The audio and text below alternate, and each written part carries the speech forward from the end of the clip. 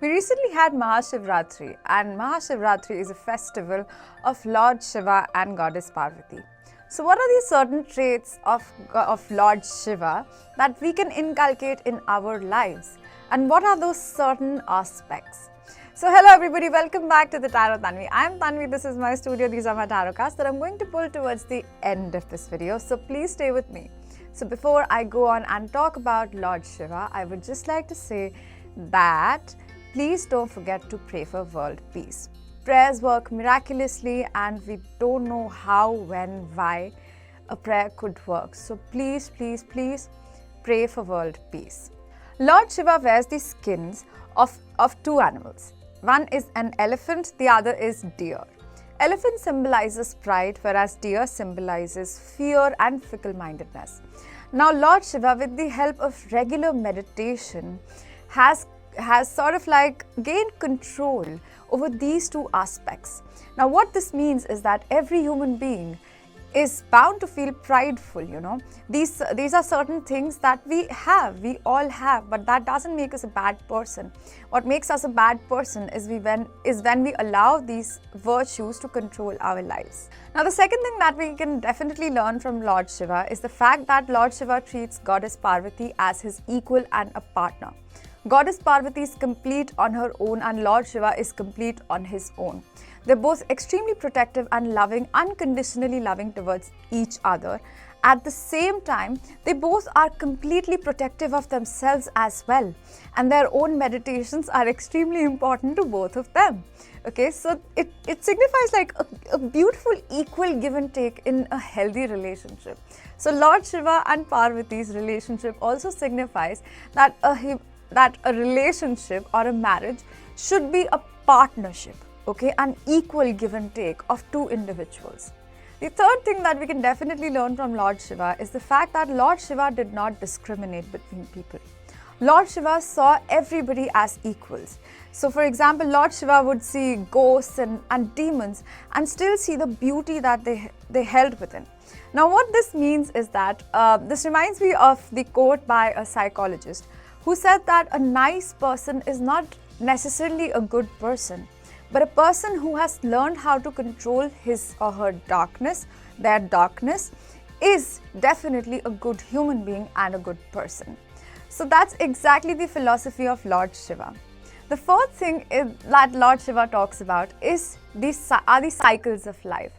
And that's exactly why the snake around his neck also signifies the same thing, that like a snake sheds its skin, we as human beings are supposed to accept every ending as the start of a new beginning. So during every ending, Lord Shiva does his tandav, which means that you should enjoy and embrace everything that's ending in your life and just let it end. Stop holding on to people, situations, jobs that are just making you unhappy and let them go.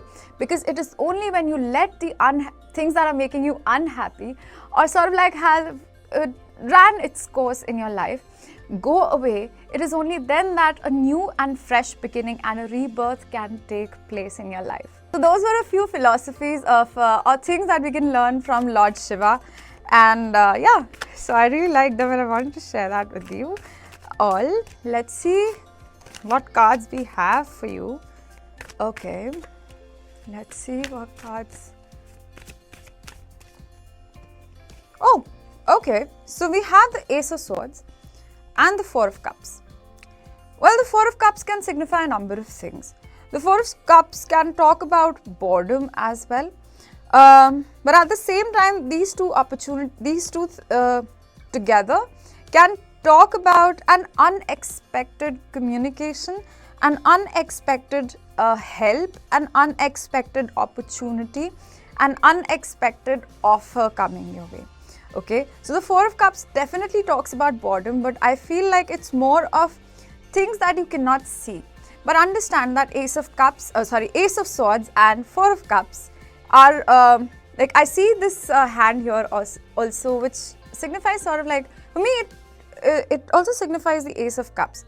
But this person is just sitting there, okay, and is not really looking at the cup. So and neither the Ace of Swords. So okay, so let me just clarify that. So it means that there might be certain opportunities that you might be overthinking about, okay? So I would say, like, give things a chance.